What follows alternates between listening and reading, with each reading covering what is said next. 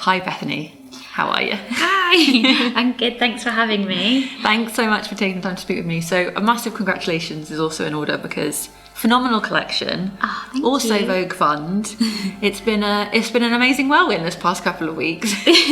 Yeah, it's been a bit surreal, but all really exciting stuff, so. Good, Yeah, I'm glad. yeah. So talking about this collection, like absolutely stunning, one of my favourites you've ever done, but I noticed that there was a lot of really gorgeous tailoring this time around, and then when I dug a little deeper it was kind of tailoring in some cases inspired by tracksuits, which I thought was super duper interesting, children's tracksuits. So tell me a little bit about how you kind of happened upon these kind of silhouettes and what made you want to explore that a little bit further. Yeah, I think with the tailoring we've really wanted to like explore that to kind of develop different shapes and be able to access like a different audience as well. So yeah, we've been really trying hard to kind of develop that. But yeah, our inspiration came from the V&A Museum of Childhood Archives. So we've been kind of working with the curator Katie, and yeah, we kind of referenced the skeleton suit, which is a bit of a weird name, but it's yeah, it was like the first outfit designed for children to play in the 1800s. So like children were getting overheated with all the layers, and it's like the first design with like a child's needs in mind. So yeah, we just kind of really liked the shape, and yeah, just it's something that we kind of look to in the archive. Yeah, they're gorgeous pieces. I love that little kind of pocket button crotch in the best way. Thank you. And you mentioned kind of just creating different avenues for people to tap into, and actually this has so much, this collection, women's wear, children's wear, of course the accessories which you've been doing. Is it something you're slightly more conscious of now, just making sure there's something for everyone? Yeah, I think we're just trying to make like our work as accessible as possible and be able to kind of like have different customers. We have been like exploring more like accessory pieces and women's wear, tailoring, and just trying to do a lot. as always. You mentioned kind of V&A Museum of Childhood, I should say. And I was reading that there's kind of lots of gorgeous folklore and children's stories that influence this collection. One of them was a personal one of yours. Yeah. Can you tell me a little bit about that and how that kind of influenced some of the products? Yeah, so we've done the collaboration with the Magpie Project, and with Melissa, the artist, we've been running like storytelling workshops and like, to kind of looking at favourite childhood stories and how they kind of transcend into your adult life. And so we've got like from the family certain stories that have been our print stories. So Melissa also, because we were like looking at stories, we've used book waste in our bags, and she used the book covers to kind of illustrate these new stories using like the waste vessels of the stories. Tell me a little bit about the making of some of these pieces, because those gorgeous skeleton suits. Suits. I noticed that some of the fabrications of that are super luxe and rich, and I've seen some of the knitwear where it's kind of offcuts pieced together into this gorgeous piece. Tell me a little bit about some of the kind of key pieces, let's say, because I know there's a lot.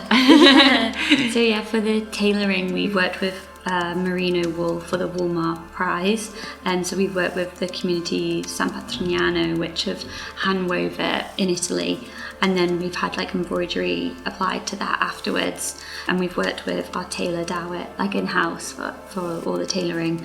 And then for the knitwear pieces, we've introduced a new social manufacturing partner called Manusa, and we worked with a company called Zazia, like taking all of their discarded sample swatches. So they kind of have thousands of them, which they'll make for customers, and then they'll usually be like incinerated. So we've like organised to have them sorted into like colour codes, and then we've then used them and patchworked them together with Manusa and like crochet and like hand techniques.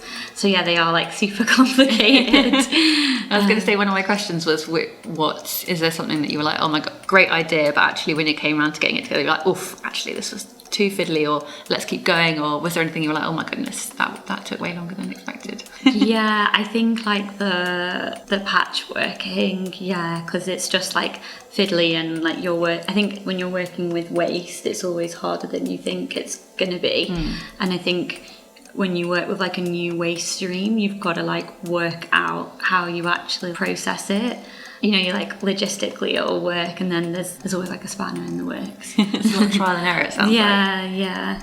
That's all right. You've got an amazing team to work together on that. Yeah. I wanted to ask you a little bit about the Fashion Fund, because it's absolutely phenomenal win. But I think it's particularly interesting with someone who has such an interesting kind of way of creating clothes using waste, and there's so many different avenues to what you do.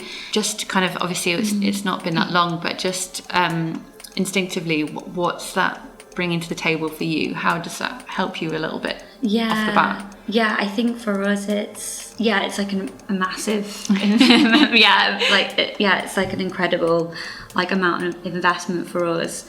And I think like especially investing back into our social like community projects and kind of being able to bring more people onto our team, I think it's really important. And working quite closely with the Making for Change, who we work with on our manufacturing, and potentially creating more recycling in the UK, where we can employ people through like upcycling and through like skills and learning. And I think we also kind of set up a mentoring program last June for like anyone that, because we don't do like any unpaid work, and we'll get lots of like internship requests, so we felt like we need to kind of share our information. So for anyone that emails us asking for like internship or advice, we have an hour slot with our studio with us as a team to kind of like talk through our supply chain or contacts, or so that people have information. But we'd like now with the funding to be able to kind of grow that and put some investment into it, and potentially do like paid placements within our social projects and within our like supply chain. That's amazing. Gets to kind of push the nucleus ideas into reality even more so. I think we're just like super excited, and I think the last year's really showed us the like level of unemployment and in the UK, and I think that we really want to invest back into people. Yeah, very good point. Amazing. Well, I look forward to seeing it. Thank you. Thanks so much for chatting with me, Bethany. Thank you.